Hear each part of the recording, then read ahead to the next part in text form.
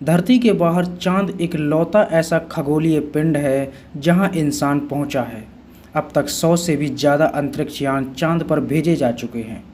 24 इंसानों ने अब तक चांद की सैर की है। इनमें से 12 लोग तो ऐसे रहे जिन्होंने चांद की सतह पर चलकर देखा है। चांद से अब तक 382 किलो मिट्टी और पत्थर धरती पर एक्सपेरिमेंट के लिए लाए जा चुके हैं। अब आखिर चांद बना कैसे, आइए जानते हैं इसकी कहानी। चांद कैसे बना, इस सवाल का जवाब जानने के लिए 60 के दशक में दुनिया भर में कोशिशें तेज हो गई थीं। चांद को जानने के लिए नासा ने अपोलो मिशन शुरू किया था। अंतरिक्ष यात्री चांद से चट्टान के टुकड़े धरती पर लाने में सफल भी हुए थे। रिसर्च में पता चला कि 450 करोड़ साल पहले पृथ्वी और थिया ग्रह के बीच टक्कर से चांद बना था। टक्कर से इतनी गर्मी पैदा हुई कि पत्थर पिघल गए और इससे गर्म गैस और भारी मलबा भी निकला। गैस और मलबा अंतरिक्ष में उड़ते हुए धरती के चारों तरफ घूमने लगे। माना जाता है कि इससे डिस्क जैसी आकृति बनी और यही आज हमारा चांद है। नासा की इस रिसर्च से पहले चांद के बनने को लेकर 3 अलग अलग थ्योरी थीं, जिनमें नंबर 1 थी कैप्चर थ्योरी। चांद सोलर सिस्टम में घूमने वाला एक तारा था। एक दिन वह धरती के पास से गुजरा और गुरुत्वाकर्षण ने उसे अपनी तरफ खींच लिया। और दूसरी थ्योरी थी अक्रीशन हाइपोथेसिस, जिसके अनुसार पृथ्वी के बनने के साथ ही चांद भी बन गया था। तीसरी थ्योरी थी फिजन थ्योरी, जिसके अनुसार पृथ्वी जब अपने अक्ष पर घूमती है तो उससे कई तरह के मटेरियल अलग होते हैं। इसी से मिलकर चांद बना है और वह पृथ्वी का चक्कर लगाने लगा। 400 साल पहले गैलीलियो ने टेलीस्कोप बनाया और पहली बार उसने चांद को देखा।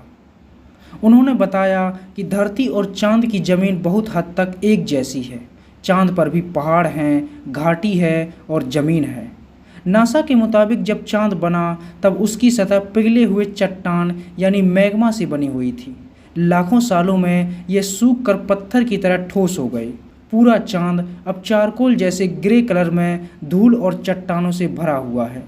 धरती से चांद देखने पर चमकीले के साथ कुछ काले हिस्से दिखते हैं। 15% काले हिस्से को मरिया कहा गया, जो लावा के जमने से बना था, और चांद के चमकीले हिस्से को टेरिया कहा गया। चांद की चट्टानों में काफ़ी कम पानी होने के सबूत मिले हैं, लेकिन ये भी लिक्विड फॉर्म में नहीं है। वहाँ कई मृत पड़े ज्वालामुखी भी हैं। 1972 में नासा ने अपोलो 17 मिशन के दौरान चांद पर लूनर एटमॉस्फेरिक कंपोजिशन एक्सपेरिमेंट यानी LACE इक्विपमेंट भेजा था। LACE से पता चला कि चांद पर helium, organ, neon, ammonia, methane, carbon dioxide गैसों की पतली परत मौजूद है, जिसे वायुमंडल तो नहीं कहा जा सकता। और इसका कारण है चंद्रमा का बहुत ही हल्का गुरुत्वाकर्षण, जो पृथ्वी के मुकाबले लगभग 1/6 भाग है। वैज्ञानिकों ने इसके लिए एक्सोस्फीयर शब्द का इस्तेमाल किया, जो वायुमंडल के सबसे बाहरी पतली परत को बताता है। इसमें सांस लेना भी मुश्किल है। चांद पर गैस की मात्रा इतनी कम है कि धरती की तरह वहाँ गैस के कण एक दूसरे से टकराते तक नहीं हैं। अमेरिका के अपोलो मून मिशन के बाद यह चर्चा और भी जोर पकड़ने लगी कि चांद पर इंसानी बस्तियां बसाई जाएंगी, लेकिन अब तक ऐसा हो नहीं पाया है। नासा के मुताबिक अगर प्लान के हिसाब से सब कुछ ठीक रहा तो 2025 में आर्टेमिस 3 मिशन चांद पर जाएगा। इसमें एस्ट्रोनॉट्स पता लगाएंगे कि चांद पर जीवन की संभावना है या नहीं। अब तक के रिसर्च के मुताबिक चांद पर सूक्ष्म जीव सरवाइव कर सकते हैं और इंसानों का रहना मुमकिन नहीं है। इसकी वजह है सूरज से आने वाली गर्मी और रेडिएशन से बचाव के लिए पृथ्वी जैसा वायुमंडल वहाँ नहीं है। दिन में तापमान लगभग 123 डिग्री सेल्सियस से भी ज़्यादा रहता है और रात में -200 डिग्री सेल्सियस से भी नीचे चला जाता है, जो यह साबित करता है कि वहाँ एक इंसान का रहना लगभग नामुमकिन है। चांद पर ना तो वायुमंडल है और ना ही सांस लेने के लिए हवा है। वैज्ञानिक इसके लिए एयर रिसाइकल सिस्टम पर काम कर रहे हैं। ऑक्सीजन देने वाले पौधों को चांद पर लगाने की भी तैयारी की जा रही है। वहाँ की कुछ चट्टानों पर पानी के कण जरूर मिले हैं, लेकिन यह बर्फ़ के रूप में हैं। ज़्यादातर जगहें तो ऐसी हैं जहाँ कभी सूरज की रोशनी ही नहीं पहुँचती। चांद धरती का अकेला प्राकृतिक उपग्रह है। अगर चांद ना होता तो धरती अपनी जगह पर टिकी नहीं होती। चांद के गुरुत्वाकर्षण के कारण ही धरती अपने अक्ष पर 23.5 डिग्री झुकी रहती है। धरती से चांद एक सिल्वर लाइनिंग से लेकर फुल सर्कल में दिखता है, लेकिन असल में वह शेप नहीं बदलता। धरती के चारों तरफ घूमने के दौरान जगह बदलने से उसका शेप बदलता है। धरती से चांद का सिर्फ एक हिस्सा दिखता है। पहली बार 1959 में जब सोवियत यूनियन का स्पेसक्राफ्ट चांद की दूसरी तरफ गया, तब इंसानों ने पहली बार उसका दूसरा हिस्सा देखा था।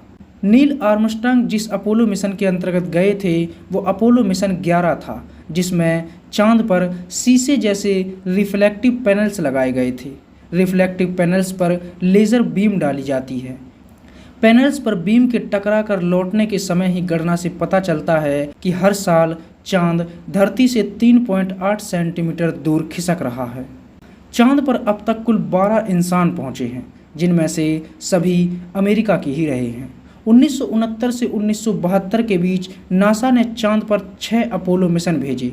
अपोलो 11 मिशन के तहत नील आर्मस्ट्रांग पहले इंसान थे जिन्होंने चांद पर कदम रखा था। 1972 तक नासा ने 5 और अपोलो मिशन चांद पर भेजे और अब तक कुल 12 इंसान चांद की सतह पर उतर चुके हैं और ये सभी अमरीकी हैं। 3 साल बाद अमेरिका ने एक और मून मिशन अपोलो 17 चांद पर भेजा था। इसमें शामिल यूजीन सर्नन और हैरिसन स्मिथ चांद पर उतरे थे। 1972 से अब तक 50 साल बीत चुके हैं, लेकिन उसके बाद अभी तक कोई इंसान चांद पर नहीं गया है। अमेरिका की स्पेस एजेंसी नासा अगला मून मिशन 2024 में लॉन्च करने की तैयारी में है। आर्टेमिस मिशन एस्ट्रोनॉट्स को चांद के ऑर्बिट यानी उसकी कक्षा में ले जाएगा। खास बात यह भी है कि इस मिशन में महिला और अश्वेत एस्ट्रोनॉट्स को भेजने का प्लान किया जा रहा है। अमेरिका की private space agency space x का प्लान इस साल के अंत तक जापान के 1 करोड़पति सहित 8 पैसेंजर्स को चांद पर ले जाने का मिशन का नाम है डियर मून वॉयेज। स्पेस एक्स ने भविष्य में इंसानों को चांद की सैर कराने के लिए स्टारशिप नाम से स्पेसक्राफ्ट बनाया है।